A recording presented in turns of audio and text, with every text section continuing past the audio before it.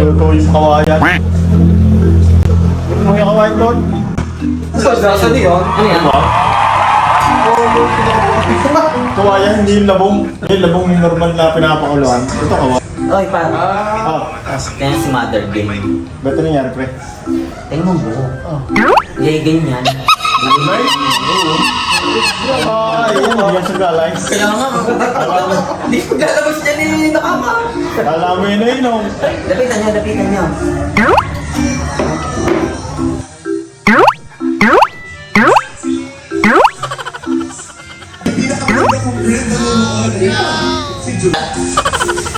Ano nangyari, Ma'am Jen?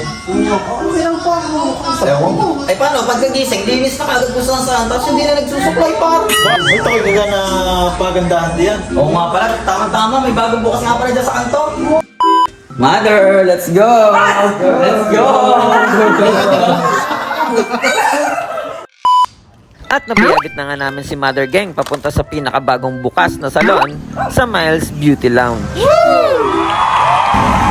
Welcome sa Miles Beauty Lounge, guys. Guys, pasok kayo. Bago ito, bago. Ganda naman ang Carlos, no? Pink na pink. At pagkadating namin dito sa Miles Beauty Lounge, ay agad kami inasikaso ni Ate Nancy. At si Ate Nancy nga pala ang beautician dito na sasalubong sa inyo, guys. Anong kulay, ma'am? Chestnut. Hindi kasi. Chestnut kayo. And dito nyo lang din yan matatagpuan sa kanto ng Mayo Subdivision, Barangay Lalig, Chaong, Quezon. Dito lang yan, guys, sa may tabing highway, dito sa kanto ng mga geng-geng.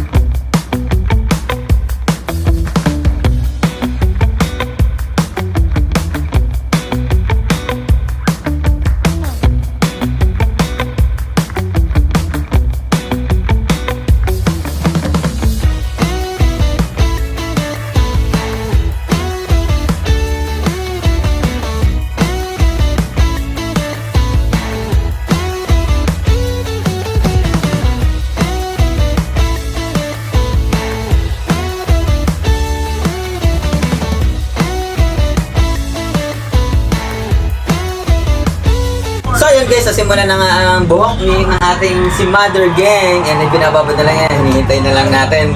And titingnan natin ang outcome. And bago ang lahat, gusto ko lang sana i-shoutout at ipakilala sa inyo si Ate Nancy. Ayan si Ate Nancy.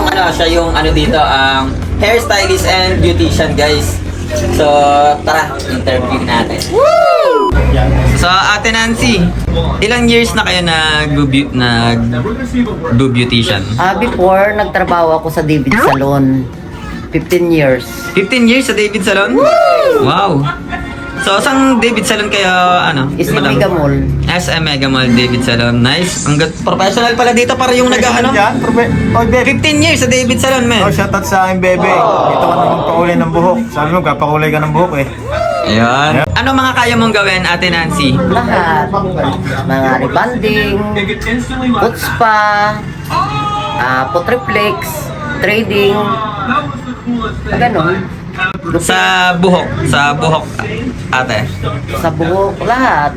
Ano ba klaseng style ng buhok? Lahat ka? Lahat daw pa? Lahat? Kaya mo patabuhan yan? Kalbo lang hindi. Akala ko kaya mo mong patabuhan to eh. Pero pag ikaw ang tatanungin, as a professional, anong magandang gawin sa buhok ni Wuwut? Hindi naman pwede gupitan na maiksiyan kasi kulot. Ah, okay. Eh sa akin kaya po. Yan. Ano ba kaya magandang remedyo dito para medyo magka-konti-konti pang buhok dito sa tuktok? Hindi gupitan ng konti lang. Papantayin mo na. Ako par, kahit hindi ako professional sa buhok, alam ko kailangan gawin dyan. Kailangan dyan. Ano? Kailangan mo himala. Wala na lang, no? Nandiyan na kayo, wala ka dyan. Ikaw ano masasabi mo? Wala naman. Curious kang buha kung gumawa niya na. Ang kilay niya dati ay kadugtong yun, magkadugtong. Ako gumawa niyan, ako nagputol ng kilay niyan. So, yun, si Ate Nancy ay galing sa David Salon and professional dito ang ang artist nila Sa Miles Beauty Lounge. Dito lang yan sa Miles Subdivision.